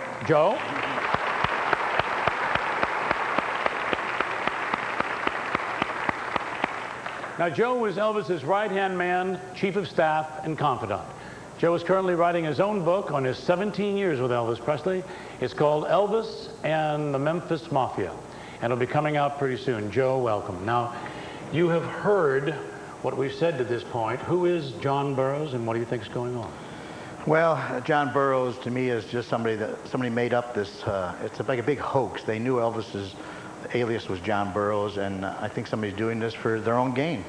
All right, Joe, but we have a 75% percentage of people here who believe that Elvis is still alive, so what would you say to that? Well, I mean, Elvis Presley is dead. He died on August 16th, 1977. I'm sorry to say. I was there, and that's all I can say. Did Elvis ever discuss a secret FBI sting operation with you? No, the first time I heard about that was on the show that you guys did last year. No, I never heard of any operation like that. All right, now, to the best of your knowledge, was Elvis Presley ever an undercover agent for any law enforcement agency? No, Elvis loved to be in law enforcement, but he was definitely not an agent for any law enforcement agency. All right, there are questions that I have from our first broadcast. As Elvis's road manager, you'd be in a position to know the answer to several of these questions. It was stated that there was an undercover agent in Elvis's band. Is that true? Well, as far as his immediate band, his rhythm section, no. I knew all those musicians for many years. They were definitely not undercover agencies. But he had an orchestra that traveled with him. Now, it's possible that there was one in that group, but for what reason? There's no reason to have an undercover agent. They never traveled with us anyhow. But there'd be none in the immediate group? No, surely. absolutely not. All right. Now, some people have maintained that Elvis Presley flew out by helicopter he flew out by helicopter into hiding when he allegedly died. Do you remember seeing a helicopter that day? Only after his announcement of his death, Bill. There was no helicopters flying over Graceland before that. It was all the press after it was announced that he was dead. But then when it was announced that... Helicopters everywhere, yeah. All right, Joe, now your version of events puts an end to any speculation that Elvis Presley might still be alive. And earlier you said that you'd be willing to take questions from our viewers at home? That's what I'm here for. Okay. All right. Let's see, ladies and gentlemen, I would like to remind you, please, to be brief and stay on the subject, please. Our first phone call is Harold from somewhere, because I haven't been able to read that, from St. Louis. Hello, Harold. Yes, sir. Mr. Bixby, my question is to you, if Elvis is still alive, whose body did they haul out of Graceland? Was it the maid or the butler? Good question. Good question. A good question. Good question. I have no idea whose body, if it was in fact a real body, which was implied from our first show that may not have been. We have David from North Carolina. Hello, David. Hey, how are you doing, Mr. Bixby? Fine, thank you. My question to you is, are you doing this to prepare the world that Elvis is still alive so the world wouldn't be such a shock that when Elvis does surface and come back? No, actually we're not. That was suggested on our first show that this was to prepare the way for Elvis. There's no intention on our behalf to try that. It just simply is we're trying to track down and get rid of rumors. That's what we'd like to do. Becky from Houston. Hello, Becky. It's an honor to talk to you, and I've read where David Darlock is the one that is on the tape impersonating Elvis Presley, and I wish they'd just let him rest in peace. Yes, I did a show on Geraldo's show, and he was on that show, and he is the one that stated he did that tape. and he had a contract from a fan club that paid him $250 to make that tape just for them. And that is the voice on that tape.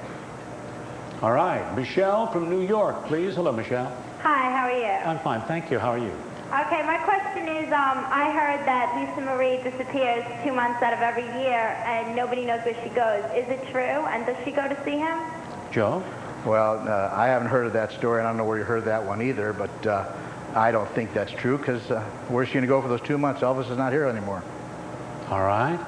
Now, Joe, we have, some people rather, have charged that your version of the official story has changed over the years. There's never been an official story by me. I've given many interviews to many reporters, and what they interpret, I cannot tell you. It comes out different every time. All right.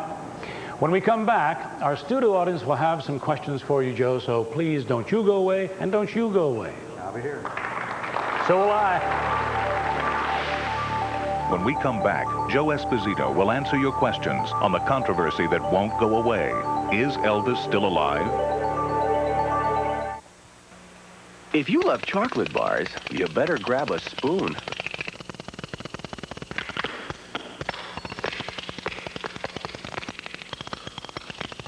You see, Hershey's turned your favorite chocolate bar flavors into delicious pudding. Do you mind?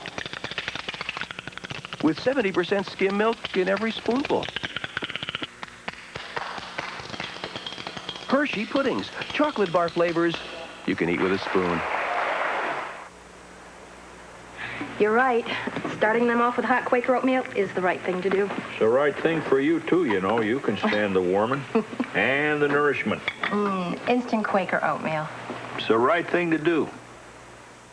Shower yourself with a new sensation. New refreshing Shield.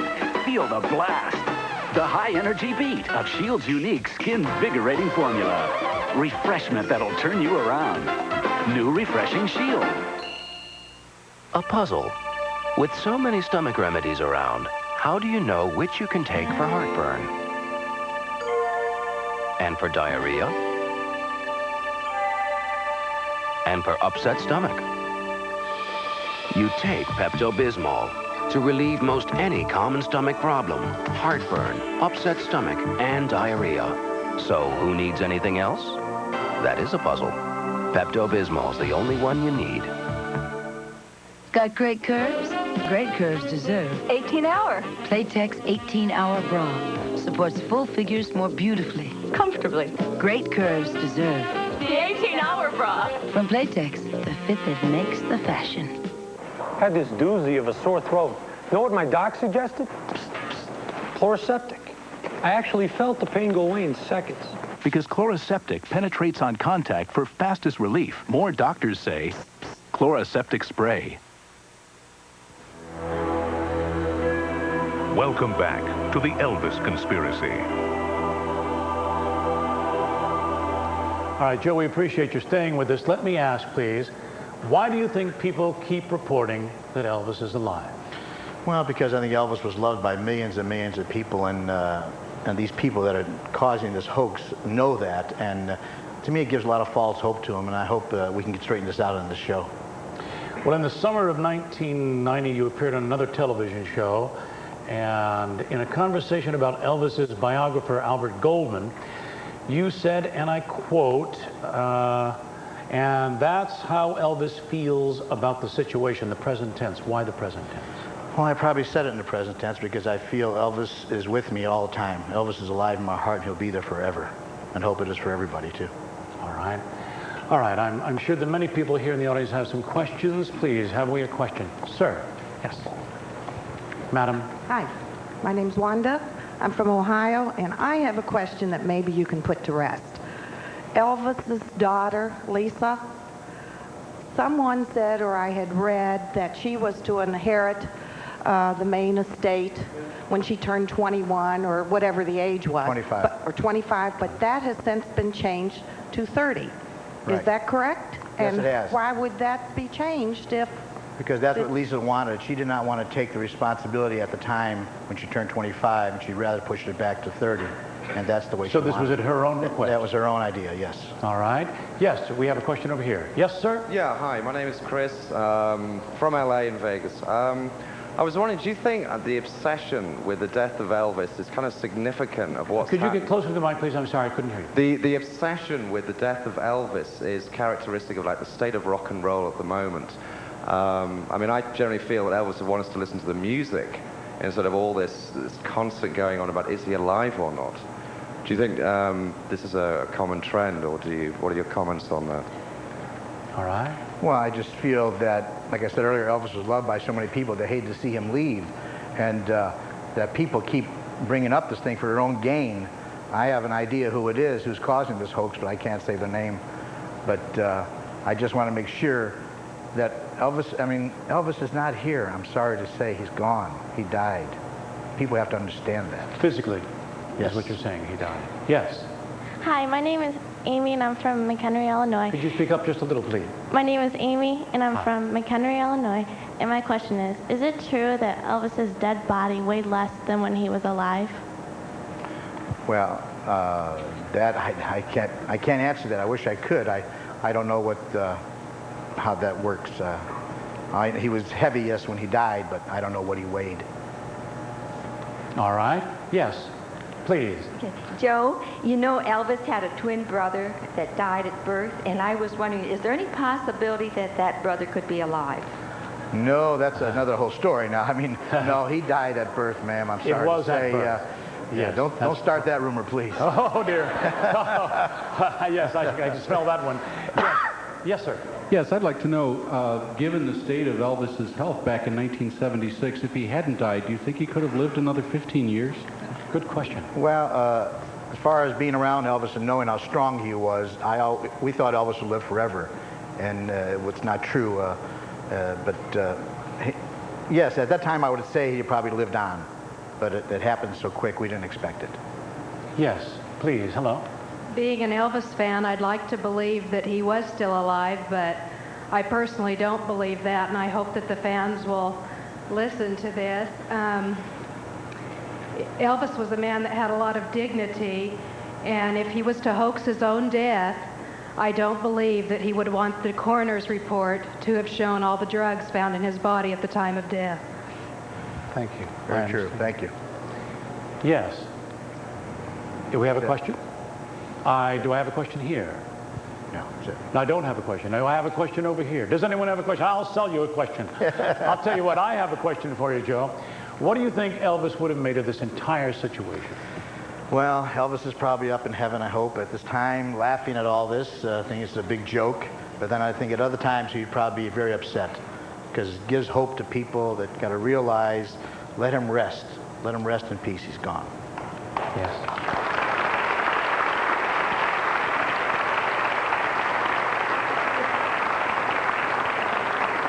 Now, like so many curious events surrounding the death of Elvis Presley, it all comes down to believers versus non-believers. But through all of these theories, something often gets left out. The kind of person that Elvis Presley really was. Was he the kind of person who could have done what some say he's done? Let's say for a moment, Elvis did fake his own death. He's changed his name, he's living a furtive lifestyle on the run, and yet he's finding the time to make phone calls, make records, and appear in some very unusual places. Could this man be Elvis Presley? When we come back, we're going to talk with someone who knew one side of Elvis better than anyone, and he believes he knows the answer. Joe, thank you very much for being here, and you stay with us. Thank you, Joe.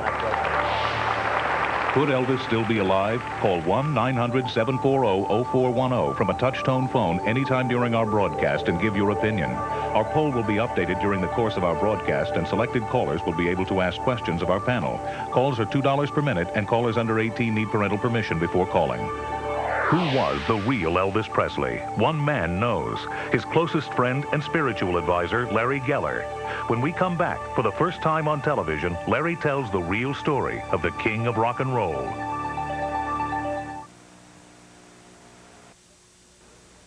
To improve the way you sleep for less money, get free fax by mail about the Craftmatic Model 2 adjustable bed. Look, this is the quality adjustable bed that actually costs 50% less than these quality nationally advertised brand name flatbeds. That's right, for 50% less than these quality flatbeds, you can sleep on a bed that adjusts electrically to all these relaxing positions. Read in bed, watch TV in bed, elevate your feet, support your back, and fall asleep in virtually ideal comfort, and at a price that's 50% less than the cost of these quality flatbeds. 50% less. Get our free catalog about this remarkable adjustable bed by mail. Hi, I'd like your free catalog. Call for a free catalog now. There's absolutely no obligation. Call toll-free 1-800-441-1200. That's 1-800-441-1200, toll-free. 1-800-441-1200. Welcome back to What's That Smell, the show that makes dollars. Now, this set has a real simulated wood grain cabinet with a locking triple view. If you want today's most original entertainment, plus Hollywood's top movies, get HBO. Call the number on your screen now and get special savings on HBO and Cinemax. Order and you'll receive a $20 gift certificate and a catalog free from Spiegel. Call now. I got a call. You know where phones... Oh, yeah, phones are on, too. HBO. Get to your phone and call now. Nice sale, Sparky. When running a business means running it fast, on a tight budget, the smart money runs with Express Mail International Service from your post office. We speed your most urgent packages to Australia, Europe, Asia, the world, with prices starting as low as $11.50. We're Express Mail International, official courier of the '92 Olympic Games. Tired of hearing about what you can't eat? Bite into a healthy slice of life. McCain Helios presents a new kind of pizza. Healthy slices, 97% fat-free and low in cholesterol. So don't say no. Bite into a healthy slice of life. Mozzarella cheese, delicious tomato sauce, mushrooms, broccoli, peppers, good green veggies. Mmm, don't wait. Bite into a healthy slice of life. McCain Helios new Healthy Slices Pizza from McCain. Welcome back to the Elvis Conspiracy, brought to you from the Imperial Palace Hotel and Casino in Las Vegas. With all of the controversy swirling around his life and his death, it's easy to lose sight of the private Elvis Presley. His life has been the subject of countless books and studies, but most of these works suffer from one thing: they don't reflect the real Elvis, the Elvis his closest friends and his family's members really knew. In 1964, our next guest started out working for Elvis in a humble capacity, his hairdresser. But soon Larry Geller became much more than that. He became a major influence on Elvis's life and was with him until 1977. And this is Larry's story.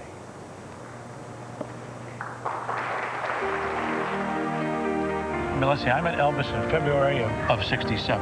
Now that goes pretty far back. Yeah. But you go considerably farther back. Yes. Here's how it started. Elvis invited me up to his house in Bel Air, 1964, early 1964 in April. Big house too, I remember. Yeah, right over the golf course. Yes. And he was just finishing a film called Roustabout, and he wanted me to style his hair, which I did, which led into a 5-hour conversation about the meaning, the purpose of life.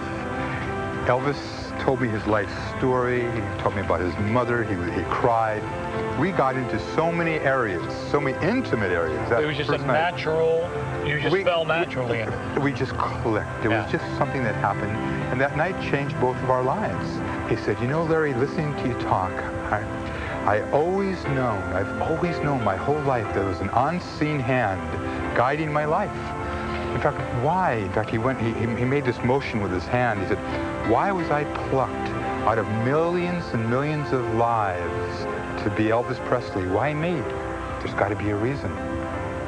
So when he said that, I said, Elvis, I know some books. If you really want to get into this now, I know some books. Yeah. If you're willing to read, he said, willing to read? Yeah, man, listen, you got to work for me. Our lives changed that night. Because over the years, I gave him hundreds of books. From 1964 to 1977, Larry Geller and the books rarely left Elvis's side.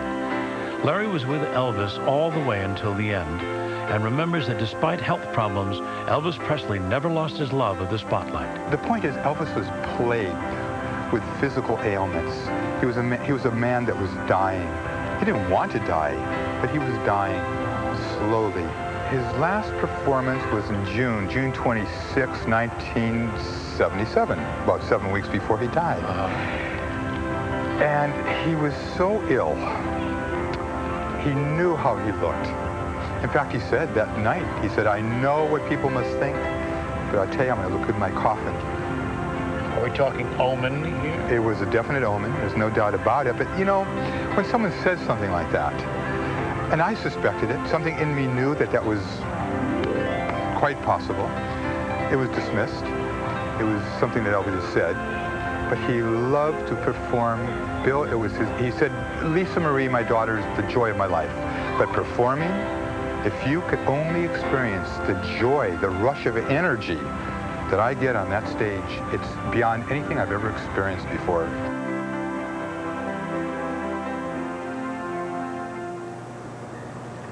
Ladies and gentlemen, Mr. Larry Geller. Welcome, Larry. Thank you. Thank you, Bill. Good to be here. Thank you. All right, welcome, please, Larry. You were among the few people allowed to remain by Elvis when he was in his casket. Yes. In fact, you actually you dressed him for the funeral, and you even dyed his hair black. At the risk of seeming indelicate, was that really Elvis? Bill, as long as I live, I'll never forget August 16th, 1977. Because that's the day Elvis died. And something deep inside of me just froze. It's like time stood still, and it's still with me. Elvis's father, Vernon, asked me to please go to the mortuary to work on Elvis's hair, prepare him for the funeral. So the next morning, very early, Charlie Hodge, who worked for Elvis, and myself walked into the room at the mortuary, and there was Elvis lying on a table with a sheet covered right up to right here. Yes. It was overwhelming to look at him. And I noticed right away that, see, Elvis really had white hair, and I dyed it black every 3 or 4 weeks. He had a regrowth of about 1 inch to 1.5 inches of white hair all over his sideburns, all over his hair. I wasn't prepared for it. So very quickly, there was a female attendant, and I asked her if she had any mascara. Yeah. Fortunately, she had black mascara. So I took that little brush out, and I blended it into his hair. Into his hairline. Yeah. Made it look as natural as possible. Proceeded to work on his hair. And to top everything off, the 2 other attendants that were getting him ready removed the sheet, exposing his entire body. He's laying there with incision marks from the autopsy crisscrossing his torso. Bill, you know me. I have worked on Elvis for over 14 years, thousands of times. If you only knew how much I wish he was with us right here, right now. I know you do. But that was Elvis. That was Elvis. All right, let me ask you something. How seriously, I'm just changing the subject for a moment. Okay. How seriously did Elvis take law enforcement? The FBI, bomb squads, local police, his own security force, which was a real good one, protected his life, our life, his family's life, the fans' life. He had a deep admiration, a deep respect. And so he collected badges. He was a marshal. Of respect for law enforcement. Oh, absolutely. Yeah. In a very major way, because he knew the importance. And you were saying that he I'm sorry, I interrupted you. He was collecting badges. Well, he collected badges. He was an honorary marshal. He was an honorary sheriff, DEA agent. He was an honorary police commissioner. But he was honorary. That's it. End of story. Okay. Now, why do you think so many people believe that Elvis is still alive? Elvis is the biggest star that ever happened. There'll never be another Elvis. He made such an impact upon people's lives. His energy is still rippling around this planet. It's going to go on and it will never stop. And to really understand this phenomenon, we have to understand that in a spiritual sense, he's still alive. What do you mean by the spiritual sense? Michael Landon, John F. Kennedy, Martin Luther King, you, me, everyone that's listening to us right now, they're going to go through that doorway of death. Death is not the end. It's a doorway to a new beginning, to the natural eternalness of our soul. That's what life is all about. This is the fact of existence. Elvis went through that door. He didn't die, he went through the door. He went on. Elvis went on, just like we're all going to go on. So in a very special sense, Elvis lives on in his music, in his films, in our memories, but most importantly, the connection is in our heart. Elvis is still with us. All right. At the beginning of this broadcast, we said that we would have some answers for you about whether or not Elvis Presley is alive. And it all comes down to who and what you believe. For a believer, there isn't any explanation required, and for the skeptic, there isn't any explanation possible. We'll be right back.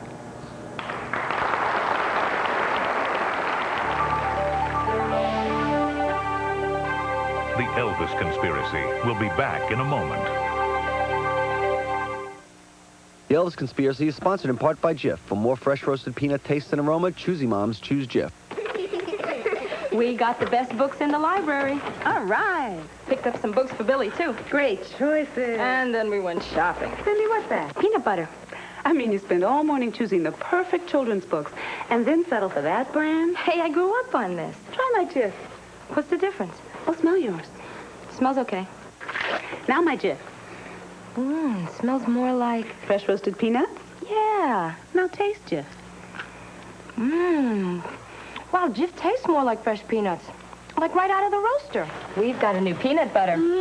Right, Troy? Hey, Jif wrote the book on peanut butter. Oh, clever. For more fresh roasted peanut taste, choosy moms choose Jif. No, you go ahead, honey. My throat really hurts. When your throat is sore and it's feeling raw, Sucrets wraps your throat in soothing relief. Much better. Only Sucrets has diclonine for long-lasting relief. Sucrets wraps your throat in soothing relief. It's good. It's real good. It's home cooking soup. It's not hot enough. No? Well, better let me check. Gee, I'd say perfect. Charlie, what do you say? Celery and carrots are mighty good. Well, Stan, how about you? Chicken's delicious. Noodles, too. Golly, Fred, looks like you got nothing to complain about. Gee, guys, thanks for nothing. Don't mention it. Our pleasure. The name is home cooking, and so is the taste. From Campbell's. I hate cleaning twice. Spray cleaner for grease, then glass cleaner for the streaks the spray left. Don't clean it twice. Cinch it once. New Cinch from Spick and Span. It's the first cleaner that really cleans grease, even on glass, without streaking. Glass cleaner can't always get the grease, and spray cleaners can leave streaks. Either way, you'd have to clean twice. But New Cinch gets the grease and the streaks, even on glass. Don't clean it twice, cinch it once. I'll borrow my mother's earrings, her scarf, but my mother's tampons. No way! I found new Ultimates cardboard applicator tampons from Playtex. Great protection, plus a curved cardboard applicator. Ultimates. It's not your mother's tampon. Start healing your dry skin from the inside out with Jergens Advanced Therapy Lotions. Jergens penetrates to attract your body's inner moisture, so it heals dryness from the inside out. Introduce your skin to Jergens.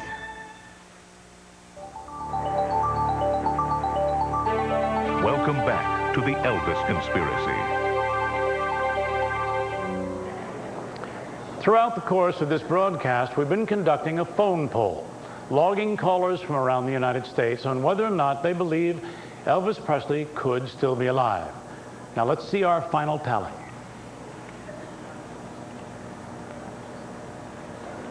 $70-30. It has changed a little, but not that much. Now I'm curious, after all that you've seen this evening, how many of you in our audience think that Elvis Presley could still be alive? May I see some hands? And those that believe he has passed on? All right, thank you. Now last August, when I first appeared before you, I mentioned the importance of having an open mind. And through these two broadcasts, I've tried to keep an open mind myself. But in my personal opinion, I believe, sadly, that Elvis did pass away on August 16th, 1977. I also believe that in a very special, sublime sense, Elvis Presley will never die, and he'll be alive as long as people love him and cherish his memory. I'm Bill Bixby, and thank you very much.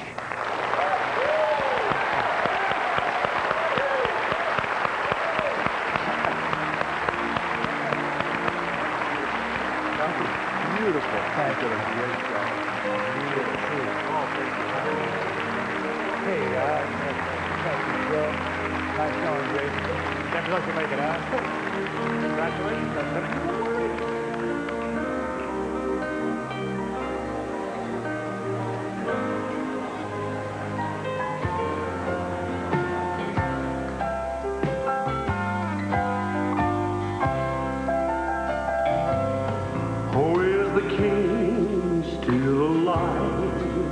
Is he playing with our minds, games with our hearts, or is he a modern time? Is he in God's choir in the heavens up high? If he never shows his face, his memories will never die.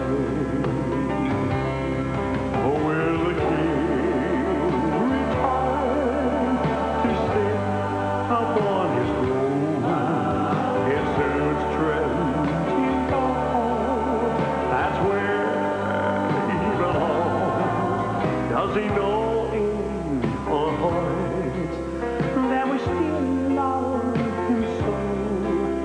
If you're out there, can you ever see?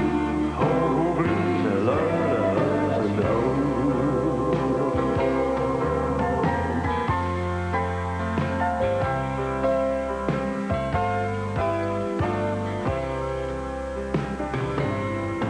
Is the king still alive? We wait till him dies, hoping and praying as each day passes by, with our hopes being vain, to ever see his face again in all his glory, in the spotlight of our mind. Where the king returned to sit upon his throne, and says trending on, that's where he belongs. Does he know in our hearts that we still love him so? If you're out there, King Elvis, oh, please let us know. If you're out there, King Elvis, oh, please let us know.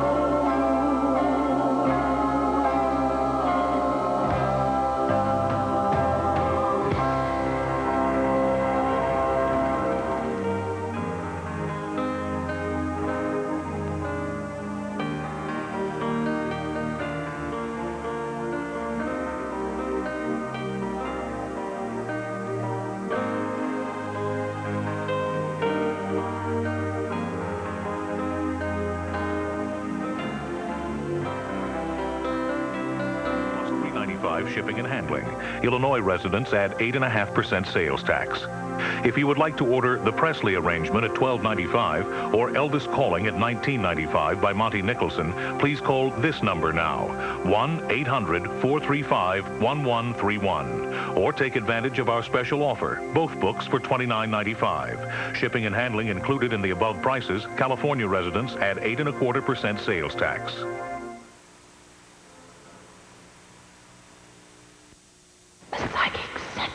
Open the door to visions of the future with a call to the Psychic Center. I can't seem to find a job. Am I ever going to find someone to love?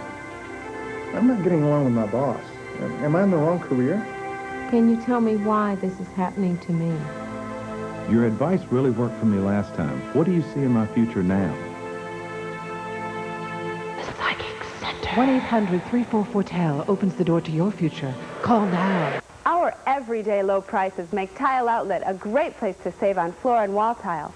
But in January, we'll be reducing selected items from 20 to 50%. Our January sale is the perfect time to take advantage of Tile Outlet's huge inventory and product availability. Remember, at Tile Outlet, the products you see on display are warehoused right here and in stock. Tile Outlet, 2444 West Fullerton in Chicago, just 3 blocks west of the Kennedy Expressway. Did you know they squeeze all Florida Gold orange juice from one orange? It must be an orange this big. No, one kind of orange, the Valencia.